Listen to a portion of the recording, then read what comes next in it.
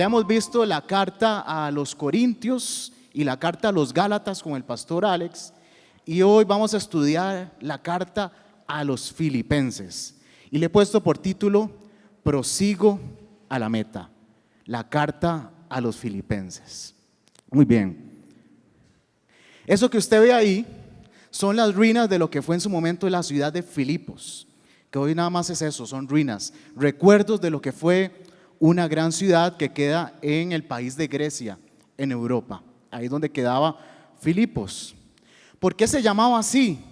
Se llamaba así porque así le puso Filipo II, que era rey de Macedonia. Era una ciudad que tenía muchas minas de oro, y entonces él dijo: esta ciudad me parece interesante, y entonces la conquistó y le puso por nombre su nombre, y por eso se llamaba Filipos. Filipo II era el padre de nada más y de nada menos que de Alejandro Magno, Alejandro el Grande. Así que Filipos llegó a ser parte de dos grandes imperios, del imperio griego o heleno, y también llegó a ser parte después del imperio romano, como parte de la provincia de Macedonia. Así que esa es un poco de la historia de lo que es Filipos en Grecia. Ahora, aquí es donde se pone interesante la historia, porque la pregunta es: ¿cómo llegó Pablo a Filipos? Es una historia emocionante solamente el cómo fue. Este mapa que ustedes ven ahí es el mapa del primer viaje misionero de Pablo.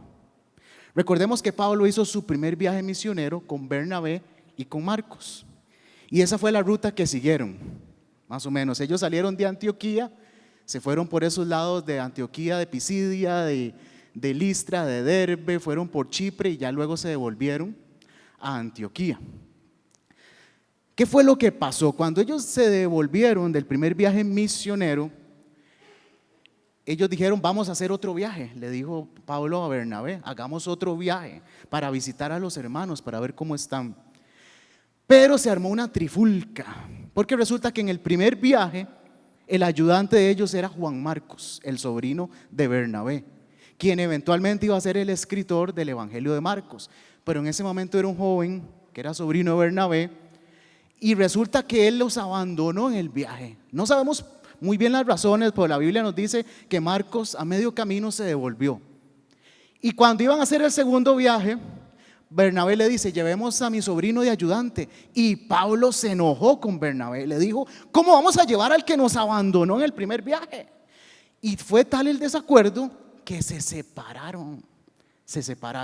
Aquellos que eran amigos, casi que hermanos, porque recordemos que cuando Pablo se convirtió, Pablo era perseguidor de cristianos, y cuando se convirtió nadie le creía, nadie confiaba en él, al punto que tuvo que devolverse a su barrio, a Tarso, de donde él era originario.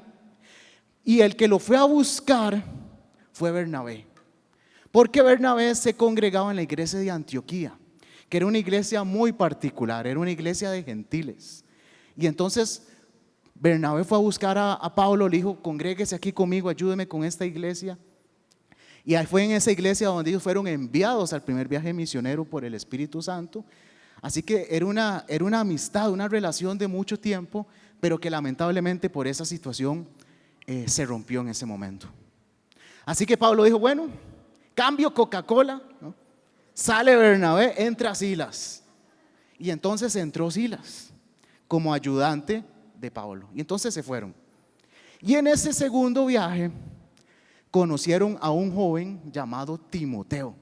Y entonces Pablo dice: ya encontré también sustituto para Marcos. Ya tenía el equipo completo otra vez, Silas y Timoteo.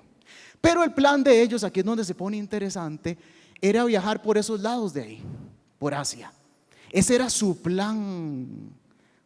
Pero el Espíritu estaba a punto de cambiarles los planes. ¿Alguno del Espíritu le ha cambiado los planes alguna vez? A mí me enoja. Yo sé que ustedes no, pero a mí me enoja a veces. Porque vamos a ver, ellos tenían todo planificado, el itinerario, el programa, todo. Vamos a ir aquí y allá y nos vamos a quedar acá. Pero sucedió lo siguiente. Dice: y atravesando Frigia y la provincia de Galacia, les fue prohibido por el Espíritu Santo hablar la palabra en Asia. Y cuando llegaron a Misia, intentaron ir a Bitinia, pero el Espíritu no se lo permitió. Y pasando junto a Misia, descendieron a Troas. Y se le mostró a Pablo una visión de noche. Un varón macedonio estaba en pie, rogándole y diciendo: pasa a Macedonia y ayúdanos. Cuando vio la visión, enseguida procuramos partir para Macedonia, dando por cierto que Dios nos llamaba para que les anunciásemos el evangelio. Entonces no estaba en los planes. El plan era, veamos otra vez el mapa, andar por esos lados, la parte azul. Ese era su plan. Pero el Espíritu les dijo: un momento, cambio de planes. Tienen que desviarse un poquitín. Y ese poquitín era irse hasta allá arriba, imagínense. Era un desvío grande. Y sobre todo si tomamos en cuenta que en esos tiempos no había carro, no había avión. O sea, era en burro, a pie y no en cruceros tampoco. O sea, en unos barquitos que daba miedo. Pero dice que lo que convenció a Pablo fue que vio una visión. Un hombre que le dijo: ayúdanos. Un varón macedonio. Ellos tenían que ir de Asia a Europa. Era así. Era una cosa histórica lo que estaba sucediendo.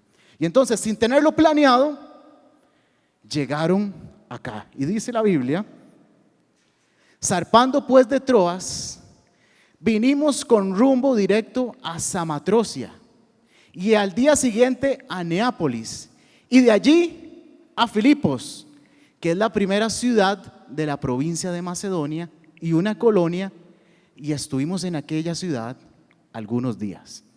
Así que sin tenerlo planeado llegaron. No tenían ni idea de qué iba a pasar ahí, cómo era la gente, nada. Llegaron ahí a pura obediencia del Espíritu, creyendo que el Espíritu los había llevado a ese lugar a predicar el evangelio. Dice: estuvimos allí algunos días, pero ¿qué días? ¿Qué días? No puedo leer todo porque es muy largo, se los voy a contar. Resulta que ellos llegan a Filipos, ¿ok? Y Pablo y Silas, bueno, no tenemos programa, no tenemos planes, no conocemos a nadie, vamos a ver qué pasa. Así que se levantan al día siguiente y se dan cuenta que en un río hay como una especie de sinagoga o reunión. Y entonces dice Pablo: aquí está mi oportunidad, voy a ir al río. Y entonces en el río está la gente ahí, y Pablo aprovecha para empezar a predicarles el evangelio. Pero resulta que por casualidad, y lo pongo entre comillas, por casualidad había una mujer ahí llamada Lidia. Dice la Biblia que esta mujer Lidia era una mujer que venía de una ciudad llamada Tiatira, que quedaba en Asia. Ella estaba ahí porque era vendedora de púrpura. Mi teoría es que vendía camisas de Saprissa, pero es una teoría nada más. Dice: era vendedora de púrpura. Púrpura significa que vendía ropa de marca, vamos a ponerlo de esa forma. Era ropa fina. Y al parecer esta Lidia tenía plata, tenía platilla la mujer. Era una mujer de negocios, que viajaba, que tenía casa, que tenía familia. Parecía que lo tenía todo, pero le faltaba algo, lo más importante. Dice que mientras Pablo hablaba, dice, usted lo puede leer ahí en Hechos 16, dice que el Espíritu abrió su corazón para que le prestara atención a lo que Pablo decía. Y dice que Lidia, cuando terminó Pablo la predicación, dice: yo me quiero convertir. Wow. Y entonces no solamente eso, le dice Lucas, que ya estaba con ellos, dice que Lidia los obligó, me llama la atención, dice, nos obligó a quedarnos en la casa de ella. Así que se fueron a la casa donde estaba el esposo, los hijos, y también se convirtieron y los bautizaron a todos. Wow, increíble. No estaban los planes, pero sí en los planes de Dios. Amén. Entonces pasa eso, pasa ese acontecimiento. Pablo y ya salen de la casa de Lidia. Pablo va caminando en la calle y ahora se va a topar una mujer muy diferente a Lidia, muy diferente. Era una mujer que estaba endemoniada y que la explotaban. Sufría trata, podremos decirlo en los términos de hoy, porque sus dueños se aprovechaban que tenía un espíritu de adivinación y la tenían esclavizada para que trabajara para ellos. Y resulta que esta mujer ve a Pablo y entonces el Espíritu se manifiesta y empieza a adularlos. Ahí va el varón de Dios y yo no sé qué, yo no sé cuánto. Y pasa el tiempo y sigue y sigue. Y un día Pablo se hartó.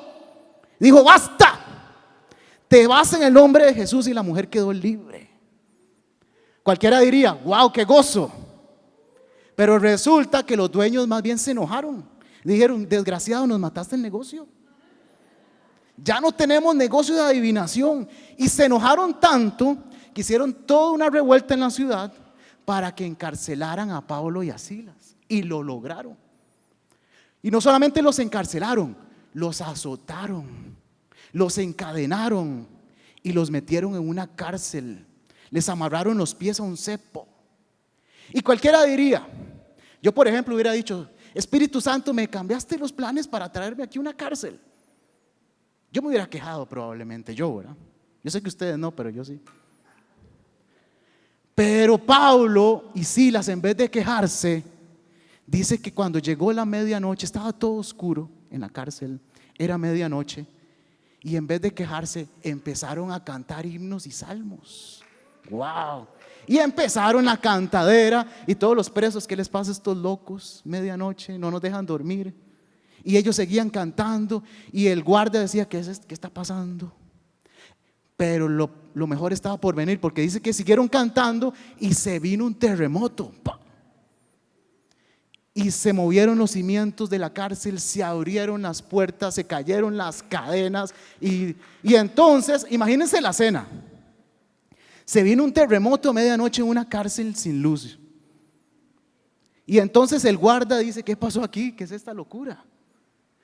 Pero cuando el guarda ve que todo está abierto, que todas las puertas están abiertas, que las cadenas se rompieron, dice, se me escaparon. Ahora sí, estoy frito. Porque a un guardia, si se le escapaban los presos, lo mataban por no cumplir su deber. Y entonces dice, estoy frito. Y antes que me maten, mejor me mato yo.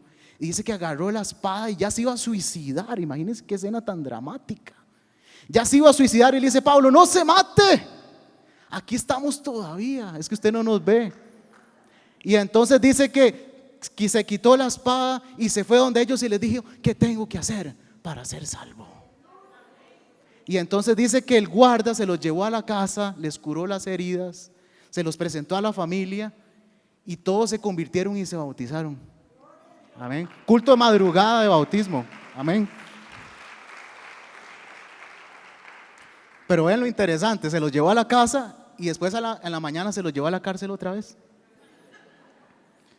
Y entonces llegan los magistrados de la ciudad de Filipos. Dicen, ya, suelten a esos hombres. Y Pablo les dice, no, momentito, no es tan fácil. Les cuento que yo soy ciudadano romano. Y ustedes ilegalmente me azotaron y me encarcelaron. Cuando escucharon eso se pusieron pálidos. Dijeron, qué torta nos jalamos, Dios mío. ¿Ahora qué hacemos? Y le dice, ¿sabe qué? Ustedes mejor váyanse de aquí ya y terminamos esto. Entonces dice que se fueron otra vez a la casa de Lidia, los despidieron y Pablo se fue de Filipos. Y así fue como empezó la historia de la iglesia de Filipos. Qué historia, ¿no? No planeado por los hombres, pero sí en los planes eternos de Dios. Amén. Entonces empezó una iglesia ahí. Una iglesia que tal vez no era tan grande como otras. Era una iglesia tal vez modesta, pero tenía un corazón muy grande. Un corazón muy grande. Porque cuando Pablo se fue y Pablo empezó, vean el asunto, vean lo que propició este viaje no planeado, para que vean las dimensiones. Lo que era un viajecito por ahí se convirtió en todo eso. Entonces fueron a Filipos y después fueron a Tesalónica, a Berea, a Atenas, a Corinto y a Efeso. Wow. Y no estaba planeado eso. Así funciona Dios muchas veces. Usted tiene planes, pero Dios tiene planes más grandes. Planes más grandes. Sus pensamientos son más altos que los nuestros. Amén. Y otra cosa muy importante, todo empezó porque Pablo obedeció el no del Espíritu. Muchas veces nosotros creemos que el Espíritu nada más nos va a decir que no cuando vamos a hacer algo malo. Pero muchas veces el Espíritu nos va a decir que no, aunque nuestros planes sean buenos y tengamos buenas intenciones. ¿Qué es lo importante? Entender que si el Espíritu te dice no a algo bueno, es porque te quiere decir que sí para algo mejor. Pero tienes que obedecer, aunque no lo entiendas, aunque no lo comprendas. Pablo no comprendía en ese momento por qué el Espíritu le decía que no. Si él tenía buenas intenciones, él iba a predicar el Evangelio a Asia, pero el Espíritu tenía otros planes. Y ese viaje implicó algo histórico. Fue la primera vez que se predicó el Evangelio en Europa. Así de histórico fue eso. Y Lidia fue la primera mujer y la primera persona en general que se convirtió en Europa. Vean qué histórico. Estamos hablando de algo que iba a cambiar la historia por la obediencia de Pablo, por escuchar y obedecer el no del Espíritu. Amén. Muy bien. Entonces Pablo empezó a ir a todos estos lugares, y aunque la iglesia no era muy grande, ellos le mandaban ofrendas a Pablo. Se interesaban por su bienestar. ¿Cómo está el pastor Pablo? ¿Dónde anda? ¿Cómo está? Y siempre estaban pendientes de él, le mandaban ofrendas, siempre buscando que Pablo tuviera todo lo necesario. Y resulta que tiempo después, muchos años después, se dan cuenta que Pablo está preso en Roma.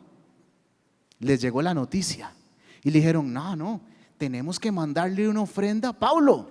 ¿Cómo es posible? Está en la cárcel, tenemos que hacer algo.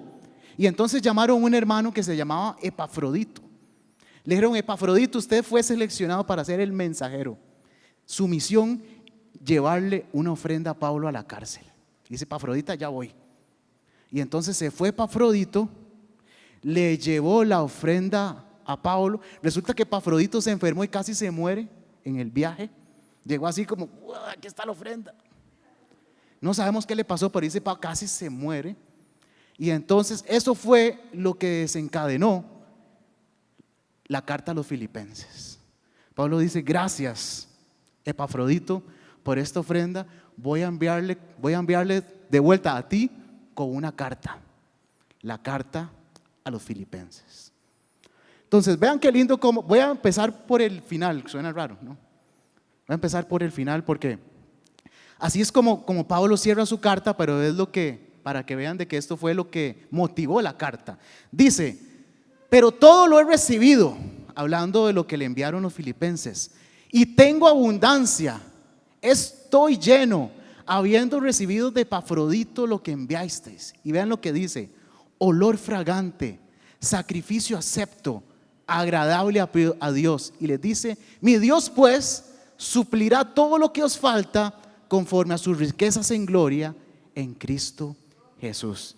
Qué pasaje más impresionante, porque Pablo está comparando la ofrenda con el incienso que sube al cielo, como un sacrificio, como un acto de adoración supremo, alto, impresionante.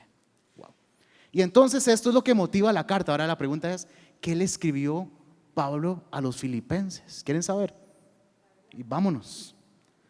Entonces, así comienza la carta. Dice Pablo y Timoteo. Pablo estaba con Timoteo, el sustituto de Marcos, el nuevo ayudante. Dice: Pablo y Timoteo, siervos de Jesucristo, a todos los santos en Cristo Jesús que están en Filipos, con los obispos y diáconos, gracia y paz a vosotros de Dios nuestro Padre y del Señor Jesucristo. Ahora, la carta a los filipenses solo tiene 4 capítulos. Usted se los puede leer en menos de 20 minutos.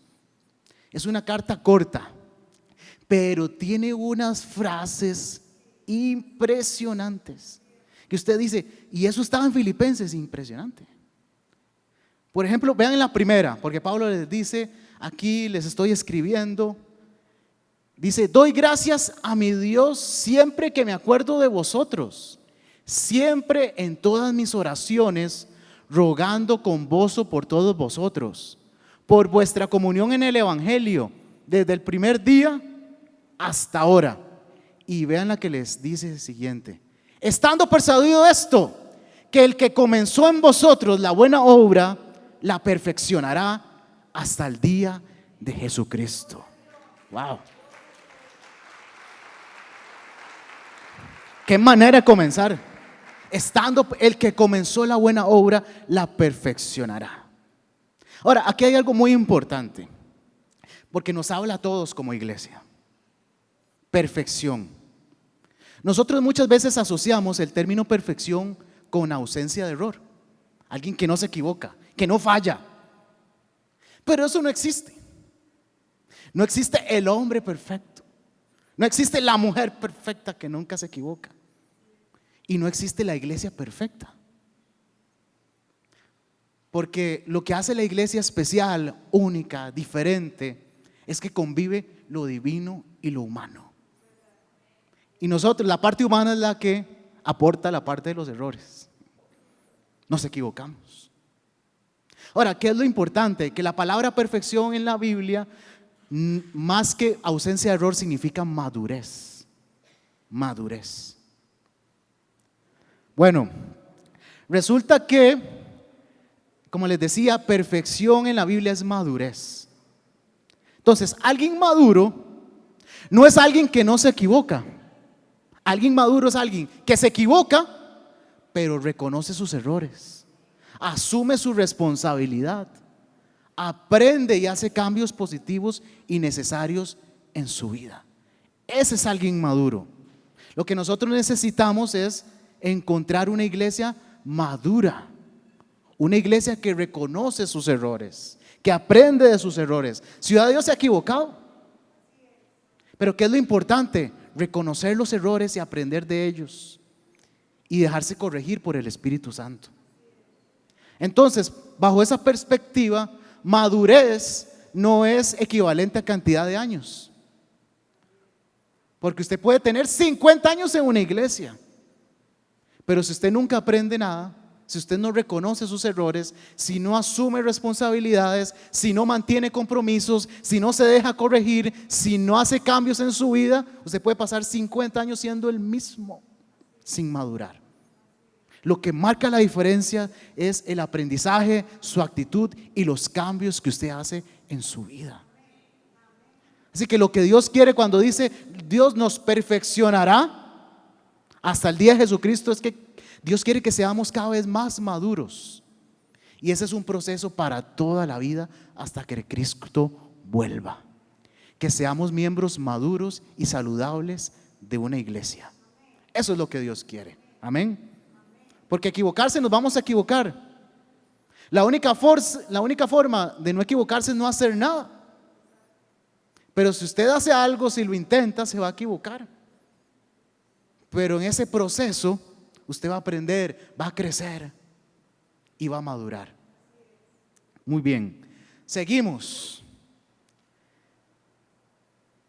Así que, antes de seguir, Pablo empieza a decirle a los filipenses: yo estoy aquí en la cárcel, pero eso no ha sido motivo para que se detenga la predicación del evangelio. Más bien la gente al verme en la cárcel se ha motivado más, están predicando más.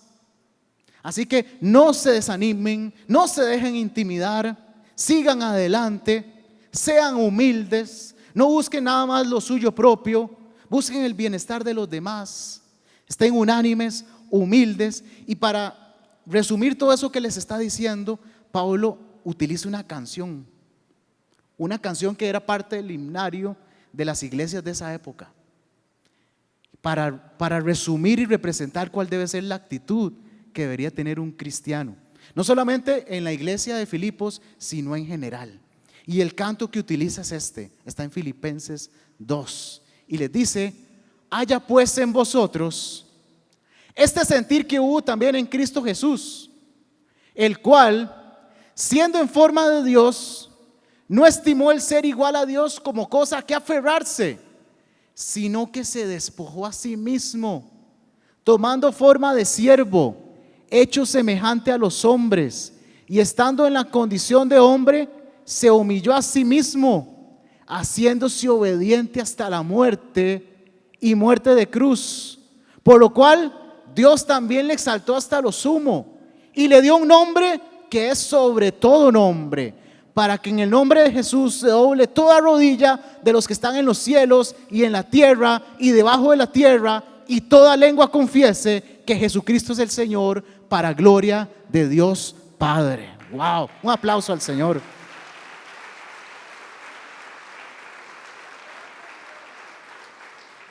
Y aquí hay una palabra muy importante, que en griego es kenesis, pero se traduce ahí como despojarse. Dice que Cristo se despojó de su gloria. No se aferró a su gloria, se despojó de ella. Wow. Quiero decirle algo. Si usted quiere avanzar en su llamado con Dios, va a tener que despojarse de cosas en el camino. Despojarse. Ahora bien, despojarse de verdad implica obediencia y sacrificio. Porque despojarse de algo que a usted no le gusta o que no le importa es muy fácil. Si a mí me dijeran, despójese de una camisa de la liga, qué fácil. Facilísimo, no me duele nada. Pero despojarnos de algo que lo consideramos importante, valioso, duele. Y muchas veces nos aferramos a esas cosas. Muchas veces cosas materiales. Nos aferramos a eso. Y no queremos soltarlo. Y no nos dice, suéltelo, despójese. Y no. Y Dios respeta eso. Dios no te va a obligar a despojarte de algo. ¿Qué va a pasar? Nada. Pero ese es el asunto, no va a pasar nada.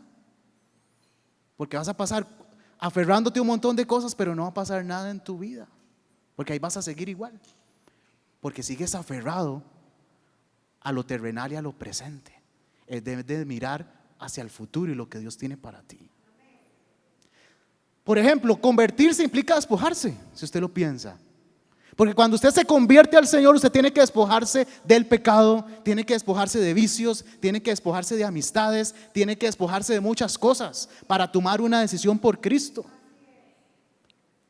Pero durante nuestra vida Dios nos va a pedir despojarnos de cosas y muchas veces no queremos. Recordemos al joven rico, que Jesús le dijo, vende todo lo que tienes y me sigues. Y le dije, sí, ya vengo, y no volvió. Se aferró a lo material. La pregunta es, ¿a qué te estás aferrando? ¿Qué es más importante para ti que lo que Dios tiene para ti? ¿A qué te estás aferrando? ¿De qué no quieres despojarte que Dios te ha pedido que te despojes y no te ha dejado avanzar? Bueno, ahí se lo dejo. Amén. Muy bien. Así que Pablo sigue hablándoles a los filipenses y dice una clave. Porque usted dice, ¿cómo hacer eso? Porque despojarse no es fácil. Requiere de nuevo obediencia, sacrificio, valor. No es sencillo. Pero aquí Pablo, vean lo que les dice. Por tanto, amados míos, como siempre habéis obedecido, no como en mi presencia solamente, sino mucho más ahora en mi ausencia, ocupaos en vuestra salvación con temor y temblor. Porque dice, porque Dios es el que en vosotros produce así el querer como el hacer, por su buena voluntad. Nos cuesta, humanamente no podemos, tal vez queremos, pero no podemos. Gracias a Dios que Él nos ayuda. Y no solamente nos pone el querer, sino el hacer por su buena voluntad. Su buena voluntad. Comprobar la voluntad de Dios, que es buena, agradable y perfecta, implica sacrificio. Eso es lo que dice Romanos 12. Comprobad la buena voluntad de Dios, buena, agradable y perfecta. Esa parte del pasaje es lindísima. Pero nos olvidamos de la primera, que dice, presentad vuestros cuerpos como sacrificio vivo, agradable a Dios, que es vuestro culto racional. Si quieres comprobar la voluntad de Dios, buena, agradable y perfecta, y esa sí es perfecta, la voluntad de Dios, tiene que haber sacrificio. A algo tienes que morir, algo tendrás que llevar al altar, algo tendrás que despojarte. Amén. Muy bien. Así que Pablo sigue y les dice, sigan adelante, filipenses. Ustedes en medio de esta generación, ustedes tienen que ser luminarias, tienen que ser luz en este mundo, tienen que seguir adelante. Y entonces les dice esto, porque resulta que así como las otras iglesias tenían sus luchas, la iglesia de Filipenses también tenía sus luchas, sus enemigos. Y aunque cada iglesia tenía sus enemigos particulares, en ese tiempo había un enemigo común, los judaizantes, que eran los que hablaba el pastor Alex la vez pasada, que eran los que decían que para completar la salvación no estaba completa hasta que se cumpliera la ley de Moisés. En otras palabras, aunque no lo decían abiertamente, era como decir que el sacrificio de Cristo no era suficiente. Pero el sacrificio de Cristo es único, perfecto y suficiente para darnos salvación y nueva vida. No hay nada que le podamos agregar. Pero estos judaizantes insistían: tienes que cumplir la ley, no puedes comer esto, no puedes comer lo otro. Y Pablo, harto, vean lo que les dice: guardaos de los perros. Les dice que era un término despectivo que utilizaban los judíos para referirse a los gentiles. Y aquí Pablo se las devuelve, ¿no? Botellita de Jerez, ¿no? Dice: guardaos de los perros, guardaos de los malos obreros, guardaos de los mutiladores del cuerpo. Wow. Porque nosotros somos la circuncisión, los que en espíritu servimos a Dios y nos gloriamos en Cristo Jesús, no teniendo confianza en la carne. Ahora, aquí confianza en la carne se refiere a la confianza que muchos sentían de que eran salvos y eran santos por sus méritos y el cumplimiento de la ley y lo que sabían. Entonces Pablo les dice: vean, queridos amigos, si fuera por confianza, si fuera por currículum, ni les cuento, les ganaría por goleada yo. Porque vean mi currículum, dice: nacido en la tribu de Benjamín, donde nació el primer rey de Israel, Saúl. De hecho él se llamaba así, Saulo, en honor a Saúl.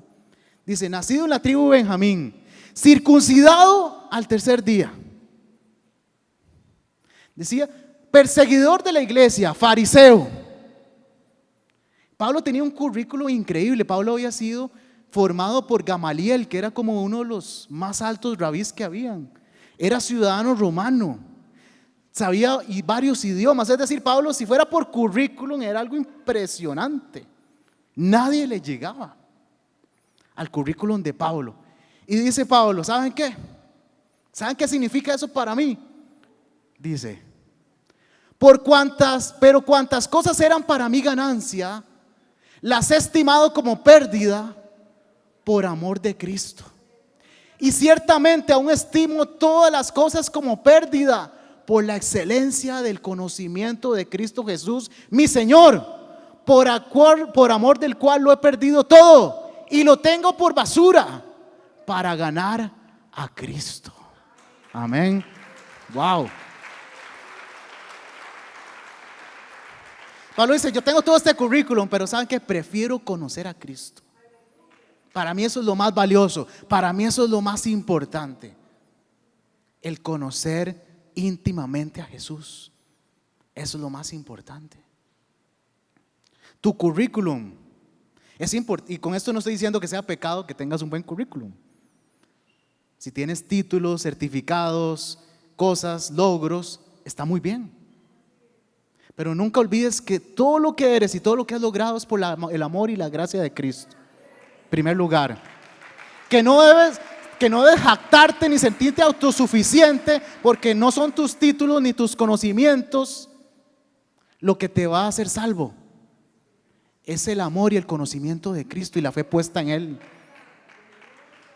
Y no debemos andar jugando de vivos, como decimos aquí en Costa Rica, sino ser humildes como lo fue Jesús, que se humilló hasta la muerte y muerte de cruz por amor a nosotros. Lo más importante no son los títulos, no es el currículum, es el conocimiento que tengas de Jesús. ¿Cuánto lo conoces a Él personalmente? Eso es lo más importante. Así que Pablo sigue hablándole a los filipenses y les dice esto, que fue lo que inspiró el título del mensaje. Les dice: no que lo haya alcanzado ya, después de haberle dado todo este discurso del currículum, ni que ya sea perfecto, es decir, maduro, sino que prosigo por ver si logro hacer aquello para lo cual fui también asido por Cristo Jesús. Hermanos, yo mismo no pretendo haberlo ya alcanzado, pero una cosa hago, olvidando ciertamente lo que queda atrás y extendiéndome a lo que está delante, prosigo a la meta, al premio del supremo llamamiento de Dios en Cristo Jesús. Amén.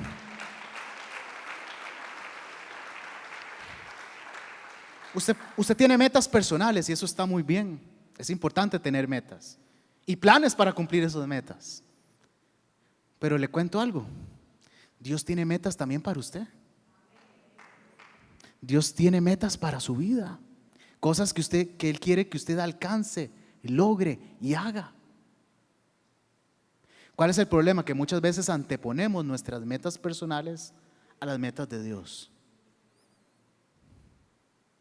Pero Dios tiene metas.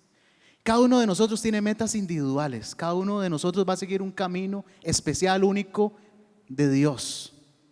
Pero lo más lindo es que al final todos vamos a confluir a un mismo punto, a un mismo lugar de meta, que es estar con Cristo en la eternidad, en su reino. Esa es la meta suprema. Esa es la meta suprema. Que todos lleguemos hasta el final. Que nadie se quede. Que nadie se quede. Que nadie se quede botado. Que nadie se devuelva. Juntos llegar hasta el final. Amén. Todos tenemos una meta. Debemos proseguir a la meta que Dios tiene para cada uno de nosotros. Y ahora viene el cierre. El cierre es lindísimo. Porque ya dice Pablo, les dice: oiga, un hombre en la cárcel. Está en la cárcel, no es que está en un spa, no es que está en un hotel 5 estrellas. Está en la cárcel y les dice: regocijaos en el Señor siempre. Otra vez digo, regocijaos. Nada nos puede quitar el gozo de la salvación. Nos pueden quitar todo, hasta lo material, pero nunca nos podrán quitar el gozo de la salvación que está en nosotros. Regocijaos siempre. No a veces, no cuando todo está bien, no cuando nos da la gana, siempre. Y entonces les dice Pablo otra frase buenísima de Filipenses: por nada estéis afanosos, si no sean conocidas vuestras peticiones delante de Dios en toda oración y ruego, con acción de gracias. Y la paz de Dios, que sobrepasa todo entendimiento, guardará vuestros corazones y vuestros pensamientos en Cristo Jesús. La paz de Dios, la que Jesús dice: el mundo no puede dar esa paz, solo yo la puedo dar. Esa paz que sobrepasa todo entendimiento. Porque aunque hayan tormentas, aunque hayan luchas, aunque haya debilidad, aunque haya lo que fuere, pero Dios trae paz que no podemos encontrar en ningún lugar, y guarda nuestro pensamiento y nuestro corazón. Solo en Cristo podemos encontrar esa paz que no podemos ni explicar, pero que sabemos que viene de Él. Amén. Y entonces aquí viene el cierre, porque ya entonces Pablo les dice: Filipenses, gracias por las ofrendas que siempre me han enviado. Gracias por enviarme esta ofrenda cuando estoy aquí en la cárcel. Y les dice: sé vivir humildemente y sé tener abundancia. En todo y por todo estoy enseñado, así para estar saciado como para tener hambre, así para tener abundancia como para padecer necesidad. Todo lo puedo en Cristo que me fortalece. Amén. ¿Qué tal si nos ponemos de pie?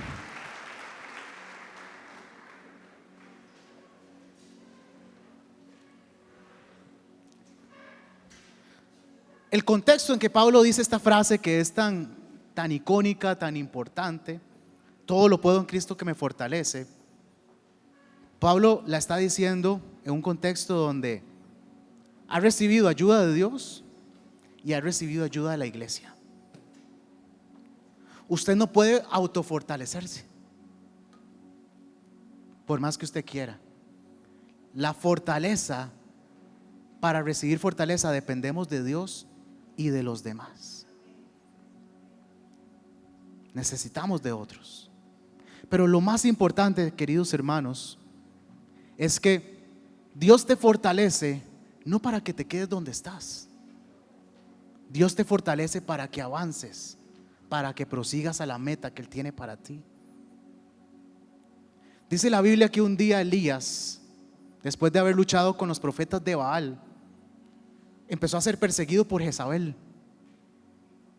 Él empezó a huir por el desierto, el largo desierto, y caminaba y caminaba y caminaba y caminaba. Y un momento llegó a estar tan cansado que dice que se durmió, cayó desmayado.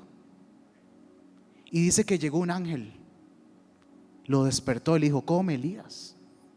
Elías se despertó y comió, pero estaba tan cansado que se volvió a dormir. El ángel le dijo: vuelve a levantarte y a comer, Elías, porque largo camino te queda. Largo camino te queda. Y dice que Elías, fortalecido, caminó 40 días y 40 noches hasta llegar al monte Horeb. Si Dios lo fortaleció para que continuara su camino. Queridos hermanos, tu camino no ha terminado. No has llegado a la meta. No hemos llegado a la meta. Pero necesitamos fortaleza. Así que quiero que hagamos algo. Oremos unos por otros para que Dios nos fortalezca. Así que ore por la persona que usted tiene a su lado y oremos juntos para que Dios nos fortalezca, para que Dios nos dé fuerzas. Señor, así como Pablo dijo: todo lo puedo en Cristo que me fortalece. Reconocemos que estamos débiles, reconocemos que no podemos solos, reconocemos que aislados no lo vamos a lograr, pero dependemos de ti primeramente. Danos fuerzas, como dice tu palabra, fuerzas como las del búfalo, que nos levanten, como dice también tu palabra, que los que esperan en el Señor recibirán nuevas fuerzas. Danos nuevas fuerzas, Señor, para seguir en el camino que nos queda. Largo camino nos queda todavía. Todavía tú no has terminado. El que comenzó la buena obra en nosotros la perfeccionará hasta el día de Jesucristo. Tú no has terminado con nosotros, pero necesitamos la fortaleza que viene de ti, la fortaleza que viene de nuestros hermanos. Que así como la iglesia de Filipos fortaleció a Pablo, que como iglesia, como cuerpo, nos fortalezcamos unos a otros, nos demos ánimo, nos demos fuerzas, nos levantemos, que cuando alguien esté caído, lo levantemos, lo tomemos de la mano y le ayudemos, porque queremos llegar todos juntos hasta la meta final, que es estar en el reino y en la eternidad con Cristo Jesús. Trae fortaleza a tu pueblo, Señor. Largo camino le queda a Ciudad de Dios todavía. Esta historia no ha terminado. Este camino no ha llegado a su fin. Tú todavía quieres hacer muchas cosas con nosotros, pero necesitamos las fuerzas que vienen de lo alto para levantarnos, para animarnos, para llenarnos de poder, de ánimo que solo puede venir del poder de lo alto del Espíritu. Danos fuerzas para llegar hasta el final, Señor, en el nombre de Cristo Jesús. Amén, amén y amén.